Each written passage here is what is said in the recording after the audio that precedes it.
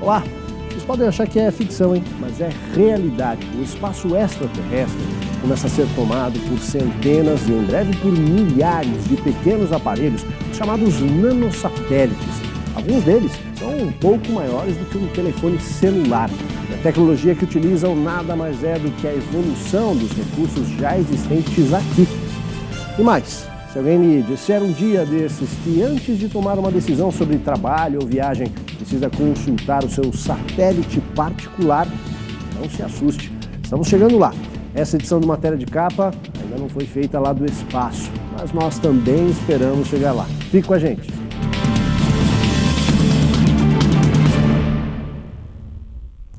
Até há pouco tempo, a colocação de um satélite em operação exigia investimentos tão altos que só podiam ser bancados por governos, para espionagem, por empresas de comunicação ou instituições científicas com orçamento privilegiado.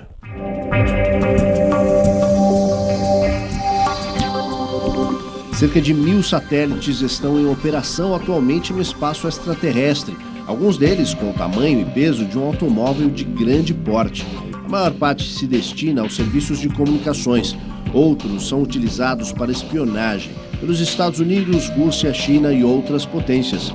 Existem ainda aqueles dedicados aos serviços de meteorologia, que passam 24 horas por dia acompanhando todas as alterações climáticas e são fundamentais para o acerto das previsões do tempo e para o alerta sobre a formação de furacões e tempestades. Esses equipamentos têm grande utilidade na navegação marítima e aérea. A colocação em órbita desses satélites exige investimento de milhões de dólares, além do custo de manutenção e substituição quando deixam de operar. Agora isso está mudando. Nos últimos meses, a órbita terrestre vem sendo invadida por dezenas de minúsculos aparelhos, alguns com apenas 10 centímetros. Pelo menos 100 dos chamados nanosatélites foram lançados desde o ano passado, e cerca de 1.000 deverão ser colocados em órbita nos próximos 5 anos. Eles podem ser pequenos, mas têm maior capacidade de armazenamento e transmissão de dados do que os primeiros lançados pelos Estados Unidos e a antiga União Soviética no início da conquista espacial, na década de 50 e 60. O fato é que a área em torno da Terra se tornou um valioso espaço comercial, disputado por dezenas de empresas de todo o mundo, interessadas em vender serviços. Esses nanosatélites serão cada vez mais utilizados no rastreamento de navios, de caminhões que se deslocam em pontos distantes do globo e na agricultura para monitorar colheitas. O objetivo é substituir os equipamentos maiores, que custam muito mais caro. Empresas de médio porte, universidades e até pequenos grupos de cientistas estão se movimentando para lançar seus próprios satélites. Tudo isso porque o custo caiu de milhões de dólares para apenas alguns milhares.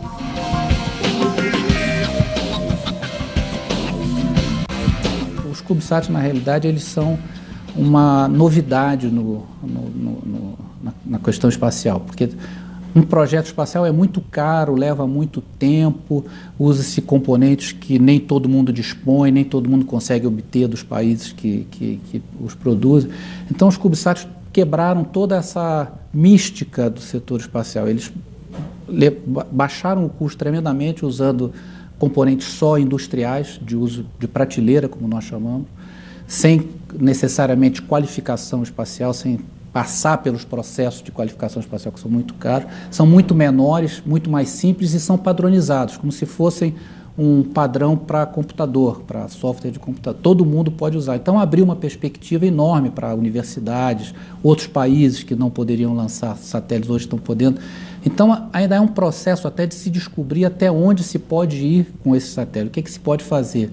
Os nanosatélites que já estão sendo produzidos e enviados ao espaço são equipados com câmeras e sistemas operacionais e de transmissão semelhantes aos existentes nos smartphones, só que bem mais avançados.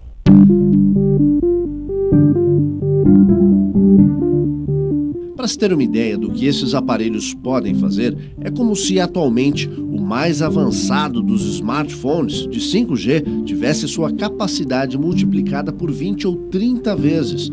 Do espaço, eles podem fotografar e enviar à Terra dados sobre as mais diversas atividades, incluindo até a segurança de empresas e de pessoas. É como se fosse um celular operando de forma autônoma. Um minúsculo chip contém as informações sobre todas as tarefas que eles precisam desempenhar e os comandos para o sistema operacional. Em breve, uma pessoa poderá ter seu próprio satélite em órbita da Terra, para uso em comunicação, segurança, vigilância de propriedades e muito mais. Claro que os nanos não poderão realizar muitas das tarefas desempenhadas atualmente pelos modelos tradicionais. A espionagem com fins militares, por exemplo, exige recursos tecnológicos de custo muito alto. Os serviços de análise geológica do solo para exploração de minerais também estão além da capacidade dos equipamentos menores.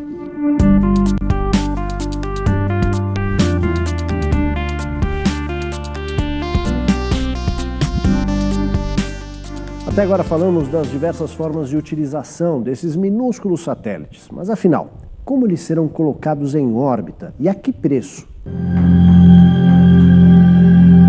O lançamento de satélites é outra área em que o custo foi reduzido da casa dos milhões para milhares de dólares, graças à entrada de empresas particulares que invadiram uma área antes reservada a instituições como a NASA, a europeia ESA, além de empresas da Rússia, China, Japão e Índia. A SpaceX, por exemplo, já está prestando serviços de lançamento de satélites para a NASA e para o consórcio de países que mantém a Estação Espacial Internacional.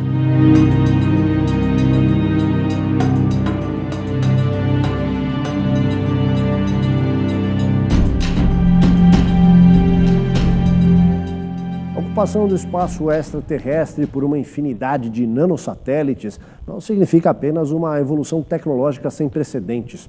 Ela também cria problemas, como o lixo espacial. Se atualmente a área próxima à Terra já está tomada por cerca de 1.000 satélites em operação, além de milhares de pedaços de antigos satélites fora de uso que se desintegraram parcialmente, imaginem quando essa indústria deslanchar como se prevê. A enorme quantidade de lixo espacial já é motivo de preocupação para os cientistas. Claro que alguns deles se desintegram e queimam ao entrar em contato com a atmosfera terrestre, mas a maior parte continua lá. Para tentar resolver o problema, alguns pesquisadores criaram uma espécie de satélite de limpeza. A ESA, a Agência Espacial Europeia, investe na proposta através da missão E-The-Orbit. Em fase de estudos, a ideia é que a sonda seja lançada a 1.000 quilômetros de altitude na região dos polos. Ela captaria os resíduos eletrônicos através de uma rede, braços robóticos ou até com um tipo de tentáculo. Mas para os idealizadores dos nanosatélites, o assunto não deveria preocupar, uma vez que eles serão colocados na camada mais baixa em órbita da Terra, a cerca de 100 km de altura. Eles serão incinerados sempre que ocorrer uma reentrada. Também é preciso levar em conta o fato de que a maioria deles terá um prazo de validade de apenas 1 ano ou pouco mais, e logo devem se autodestruir.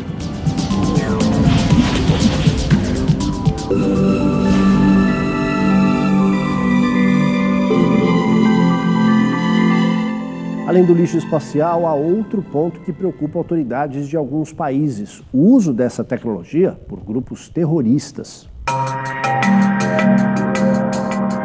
Especialistas do Pentágono, Departamento de Defesa dos Estados Unidos e os comandos militares de países como a Inglaterra, França e Alemanha já estão debruçados sobre a questão. Como impedir que grupos extremistas passem a controlar nanosatélites? De posse desses equipamentos, eles poderiam monitorar áreas estratégicas em qualquer país e planejar ataques ou ações de sabotagem. Daí o fato de que a comercialização desse tipo de tecnologia é submetida nos Estados Unidos a um tratado que regulamenta a venda de armamentos e é fiscalizada pelo governo norte-americano. A questão é saber até quando esse tipo de conhecimento poderá ficar restrito a um pequeno número de pessoas.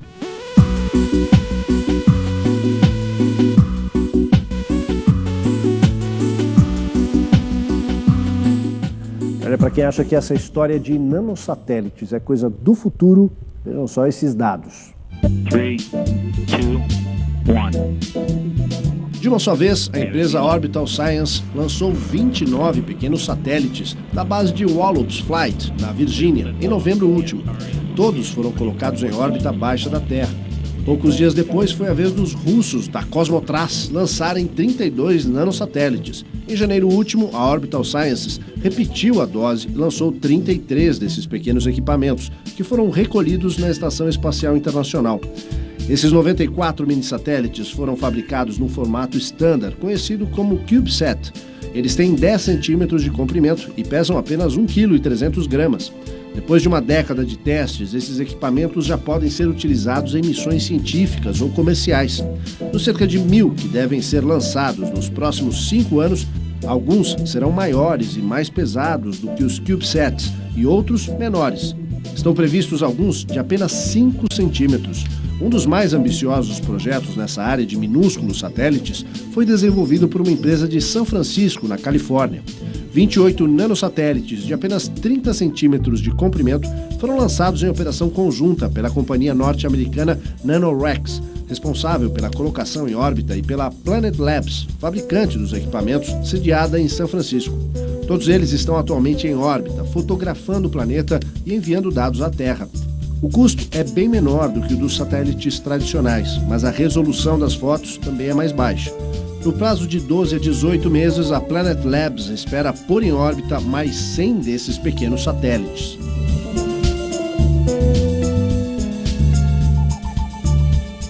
Todas as universidades e institutos de pesquisa têm agora uma ferramenta barata de rápido desenvolvimento para testar muitos dos seus componentes que têm interesse em aplicações maiores.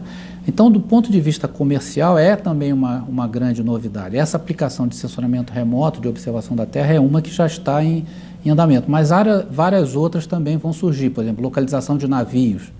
Por exemplo, o Brasil tem interesse grande, segurança por causa das plataformas submarinas de petróleo, e vários tipos, mesmo aplicações de defesa. Existem muitas possibilidades de aplicações de defesa em sensoramento remoto, em comunicação em regiões remotas, de pacotes de palavras ou dados em regiões ermas, onde o receptor é carregado nas costas de uma pessoa, de um veículo. Então é um novo mundo realmente mais eficiente em termos de custo, quer dizer, o custo fixo cai muito, né? Porque antigamente nós tínhamos, por causa da Guerra Fria, as empresas podiam cobrar o que quisessem, que o interesse era militar e de defesa. Hoje, como isso mudou, então eu tenho certeza que vai se buscar cada vez mais a aplicação desse tipo de satélite. Agora, observem esses números e vejam o potencial de negócios que eles representam. A cada dia, cerca de 250 mil embarcações circulam pelos mares e rios de todo o globo e dependem de serviços de satélite para localização.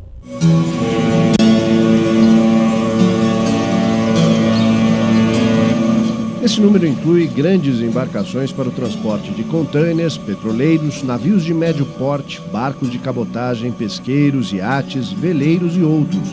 A maioria depende de sinais de satélite para localização. As companhias de navegação contratam sofisticados serviços de satélites, que têm um custo bastante alto. O mesmo ocorre com as empresas do setor de aviação. Agora, pequenos empreendedores, como a NanoSatisfy de São Francisco, nos Estados Unidos, oferecem uma tecnologia chamada ArduSats, que pode realizar o rastreamento via nanosatélites a um custo bem menor, voltado para embarcações de pequeno e médio porte.